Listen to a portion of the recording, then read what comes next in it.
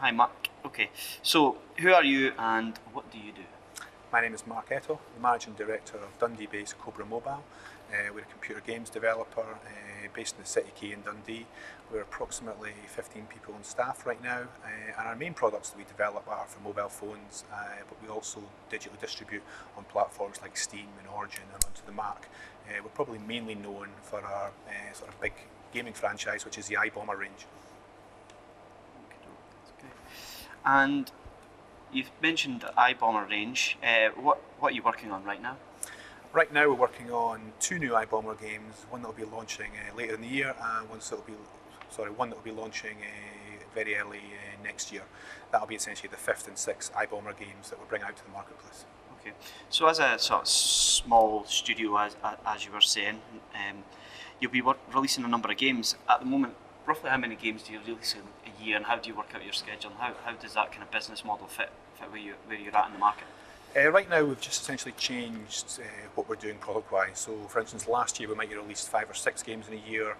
This year and moving forward, what we're going to be doing is launching 2 or 3 games only in a year, but focusing more on the overall quality and the market and the audience for those games, but also launching those games not on a single platform but on several platforms. So our primary platform would be to launch on iOS, but we'll also now launch products via Steam, which is a fantastic digital distribution service, via Origin, again, fantastic digital distribution service, and also launch games on the Mac App Store, and we're also beginning to look at the Android Store and the variety of stores that brings to the marketplace for us.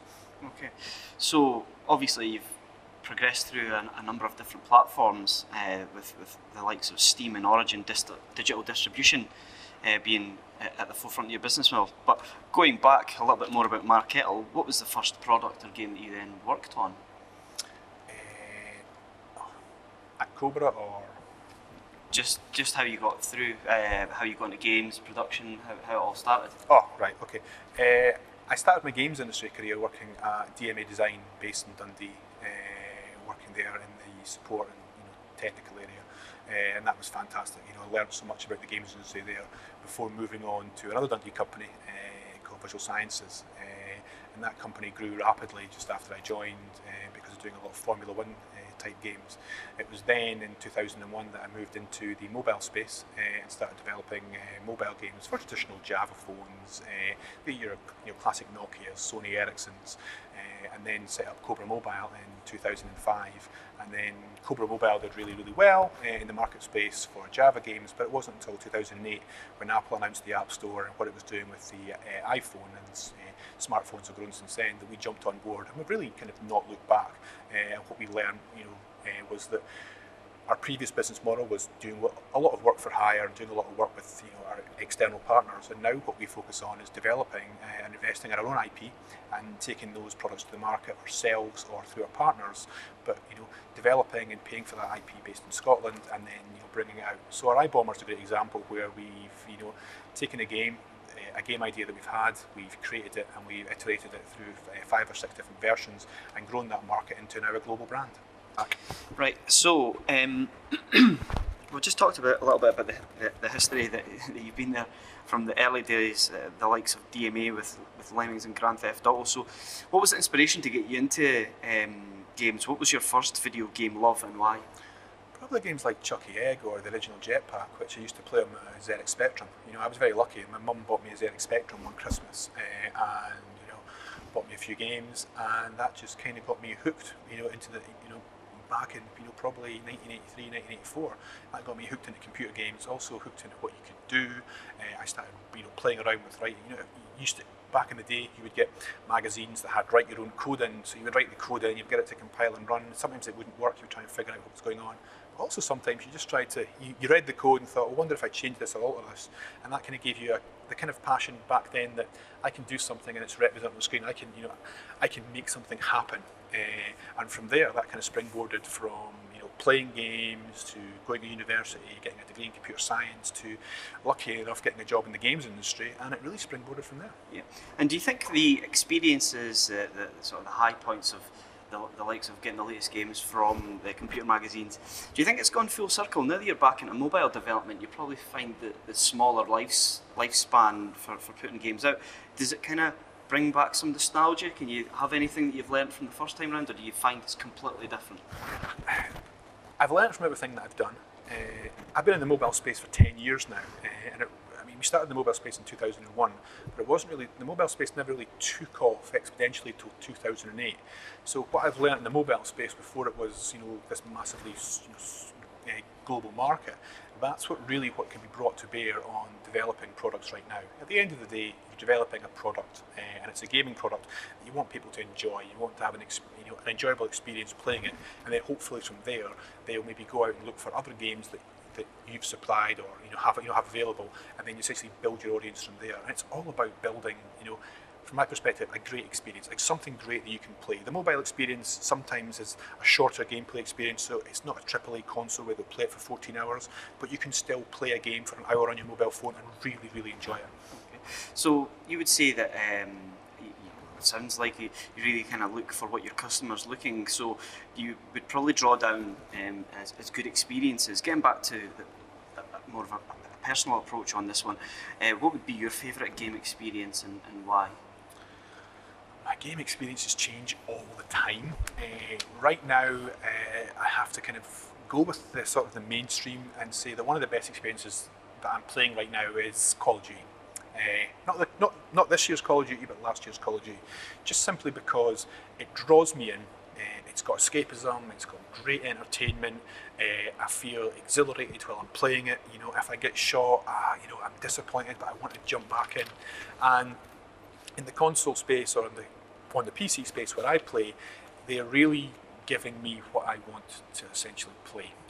And from that perspective, in the mobile space, there's very few games out there that I think compete with our iBomber brand. So I'm still playing iBomber Defence Pacific. Even though I was responsible in the making of the game, I'm still playing the game and still getting more and more out of it. That's brilliant. And obviously you still sound like an enthusiastic game player. I mean, with running a busy company, Cobra Mobile, how many actual game hours roughly would you say you get to play each week, not excluding development play? Not as many hours as I would want, because I run a business, I have a family. But what I always try and do is I always try and make time to have a look at other people's products, so I can see what other people are doing, but also and then playing my own products and getting enjoyment back from those. So I'd probably say I'm maybe down to maybe a good 8 to 10 hours a week of actually playing games and getting enjoyment back from it. I'm also playing games in the studio or when we're making games, but that's slightly different from actually just getting entertainment. Okay, so that's really interesting, because sometimes you do find people don't have time to play games, but you seem to really still have the buzz, and that brings me to the next question. What is it you really enjoy about the games industry? On one level, I could say I don't actually really have a job, because I'm doing something that I love, and it's kind of like I'm doing it actually, my hobby. But what I really love about it is the fact that, you're working with a great team. So you have guys who are, razor focused on creating great experiences. But one of the main things is you can actually have an idea, and you can watch that idea grow. It can grow arms and legs, but you can take that idea and you can take it and you turn it into an actual product that you can essentially release and publish, and then hundreds of thousands or millions of people can play that and get an enjoyment from that. And you can be involved in every step through, from the very, very first creative spark all the way through to millions of people playing your game and enjoying it. And literally, people, I was just on holiday and I came back and I'm at the pool and people have iPads, and on their iPads I can see the icons for my games. So I know that they've went onto the App Store and they've downloaded my game and they're enjoying it. And just that level just gives you a real kind of sense of kind of warmth, kind of happiness. Okay. Well, I might well know the answer to this question, but possibly not, because you have worked on a number of different products. But for you personally, what was the favourite product for you to work on, and why? Favourite product? Again, that changes on a monthly basis, I would have to say. For the favourite product that I've worked on, just over the history of marketers gaming, I would probably say it's either the original iBomber or iBomber Defence Pacific, simply because there's a lot of sort of crossover there, and from where the original, probably the original iBomber, simply because from the original idea that I was involved with to the original artwork, test, mock, prototypes, the very quickly greenlighting that to the product coming out, to the marketing, to every sort of facet and every sort of finger in it, I was involved with quite very, very hands-on. And we brought a product out to the market that was original, nobody had done before, on a platform that everybody was saying, mobile, everyone was a bit unsure about it, and we created a #1 worldwide hit game. Okay, that's excellent. You find that there's basically a groundbreaking products come out of the studio. Now, there must be other groundbreaking products that possibly you love, play. What game would you have liked to work on out of any game you've played? Bloons always springs to mind, but I worked at DMA. The original Lemmings was a fantastic, just an original piece of. It was a game, but it was an experience of kind of beauty. It was super simple, but it just worked, and it captured the audience imagination at the time perfectly. Great. Now, moving on to the next question. We know Cobra Mobile, if you Google, you get a lot of trailers, you get a lot of marketing materials that the company will do itself. What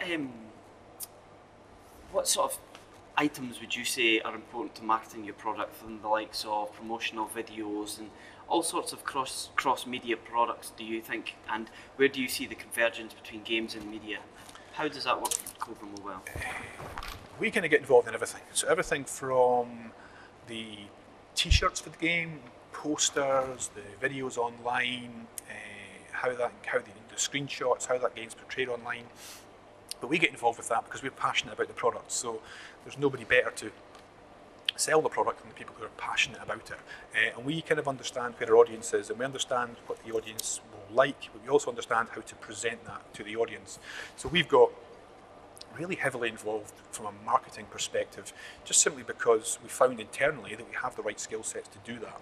So when we go out and create a game, from the very minute that we greenlight a game to go into production, we're thinking about ways that we can market that and ways that we can do things differently. Because whilst there's a lot of, everybody seems to focus on digital, we also think there's a lot of ways of doing stuff in the analog space that have been around for hundreds of years that still work. And it's a case of sort of juggling those and finding what works and finding your audience. And then when you have something that works and you have, once you catch that lightning in a bottle, it's a case of using that and moving as quickly as you can with it. Okay. Earlier we talked about not getting too geeky about kit. So what kit do you have for producing your film in the studio, and what editing tools do you use, and how do you find that you need to use anything outsourced, or do you keep that internal to the studio? The only thing that we really outsource is audio.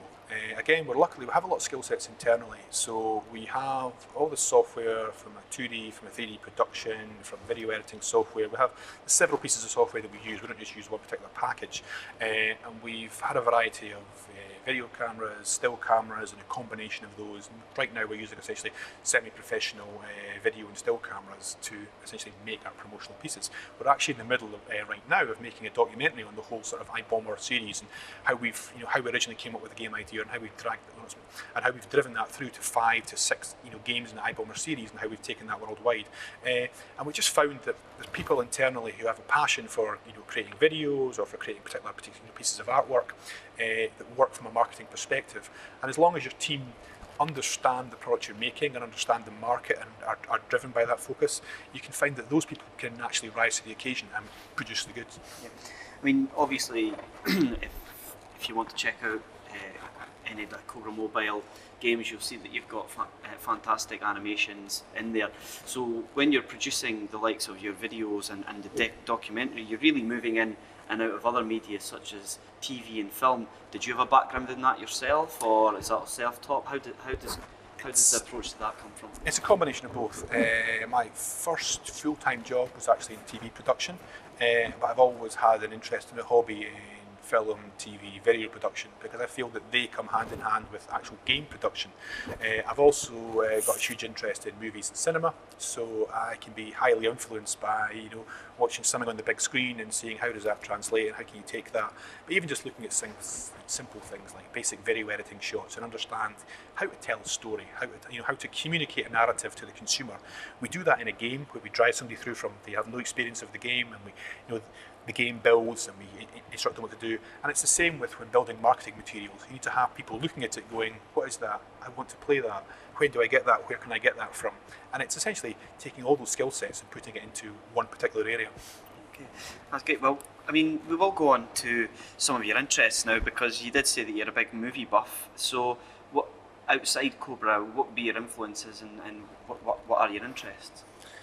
Outside of Cobra, my interests are probably, my hobbies and interests are probably, I would say my family, I would say movies, I would say reading, and I would say just essentially if it's hanging about on the internet, it's a good thing to do, because looking at a lot of pop culture, the internet, you don't have to go out and look at stuff now.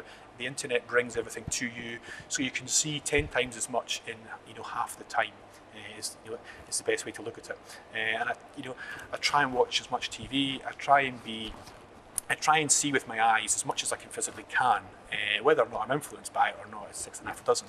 But also what I do is I try to spend a lot of time thinking about markets, but also thinking about marketing and also thinking about ideas, not from essentially a purely a Cobra perspective. It's just I like to play around with ideas and play around with how would this work and how would that work. So that may transfer itself into a game idea, that may transfer itself into that may be a nice poster, that may be a nice t-shirt. That's just the kind of the way I've kind of got into thinking. So you sort of consume all the different media all the time and use that to promote some of the products and the company, certainly. So if I was to say TV, books or movies, what would your answer be? Movies.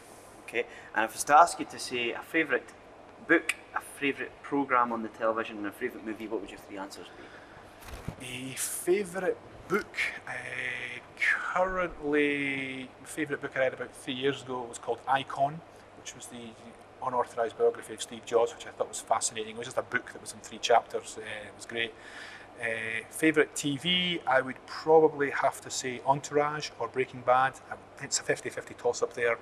And favourite movie, it literally changes almost every second week, so it's kind of hard to give you an all-time favourite movie. But if I had to give you like ultimate all-time favourite movie, The Longest Day. Okay, that's great, Matt. Now, moving on to the future, where do you see the future of games and entertainment? Let's say 5 to 10 years. 5 to 10 years, it'll be a split between, it'll be exactly the same as it is probably today, except that the mobile marketplace will have grown rapidly. And mobile will not just cover phones, it will cover tablets, it will cover kind of integrated tablets / laptops, any device that you can carry about with you and be portable. The console sector will probably have concatenated slightly, where essentially we'll probably be seeing half or a third of the big AAA titles we have today, but that's simply because of the cost of creating these and putting these out there will go. The one thing that's for sure is that what I've seen over the past 6 months is that TVs and smart TVs, smartphones were at first, and everybody said what they're going to happen. Now we've got smart TVs. There's going to be a convergence of anything that's got a screen and an input mechanism and a fast enough processor will become essentially a gaming device, because people like to play games. If you take any child to the park, they like to run about, they just like to do stuff. Adults are exactly the same, even though they don't tell you that. So people want to play stuff. So if it's a DVD player, it'll have a remote control, you can possibly play a game. If it's a TV, there'll be a mobile, there'll be a laptop. We'll see a convergence whereby you'll be able to get a product on your phone, play it on Facebook, play it on your TV, do it on your laptop or do it on your computer at work, and then repeat. And we'll see new devices coming into that, and that will essentially just grow the market even bigger than it is today. That's great. And where do you see your company in 10 years? Our company in 10 years, hopefully we'll be developing iBomber 27, but we'll be growing. We've we've grown slowly but steadily. We've focused on creating original IP, and hopefully we can still focus on creating original IP. We've got some really interesting games. We've got a really big new game launched this year, and we've got 2 or 3 really interesting games that are coming out next year. And it's a case of growing those games and growing those brands. But it also depends. Next year, 2 years' time, a new platform could arrive, and we have to see where those platforms go and where the audience goes. And then where the audience goes, that's where essentially ourselves and our product will follow. Well, getting back to the audience, obviously the convergence of TV, film and video seems to be something that you're hinting towards in the future with smart TVs, tablets and phones all being able to pick off each of another. One of the current issues that a lot of people are speaking about is product pricing, freemium models, monetizing gameplay, and how this will all go into the future. What's your stance on that from a company's perspective, and where do you see that going in the future? Pricing models come and go. At the end of the day, new business models arrive all the time. They arrive in the analog world, they arrive in the digital world. It's a case of how well you adapt and survive to those. At the moment, we currently generate products in the premium range, whereby the consumer pays to get access and to download our product. We're looking at the freemium space, which is where the consumer gets your product for free and then they pay or monetize it through microtransactions. It really depends on the marketplace and the ideas that we have as a business for the game ideas we have and which model that they best fit into. We're also looking at business models, but we don't want to create a product which just fits into a business model. We want to create a great product first of all, and then it's understanding how that fits in. And I'm sure that premium, freemium, and I'm sure there'll be a lot more business models that arrive over the next 5 years, because the one thing that digital delivery gives you is the ability for a business model to pick up and grow very fast, and it can grow and it can die very fast as well. But once that growth's there, it just sits alongside everything else. I mean, a good example being, everybody's heard of Angry Birds, and it's one of the biggest selling games of all time. But it is still a game that's selling. Whereas everybody talks about freemium and giving away stuff away for free, but that market's beginning to grow. And we've seen massive growth on the likes of Facebook and online, and hopefully that will continue as well, because that just opens up a whole new marketplace for people who wouldn't normally play games. But luckily through the likes of Farmville and through Zynga, they've actually used or are now enjoying playing games and playing things during the day. So that opens up a brand new audience as well. Well, I'd like to thank you for your time today, Mark. And just finally, is there anything that you'd like to say on behalf of Mark Ettle or Cobra Mobile? If you have a phone, if you have a PC or you have a Mac, please have a look at iBomber. Right, thanks. Is that me? Yeah, super duper. Is that okay? Yeah.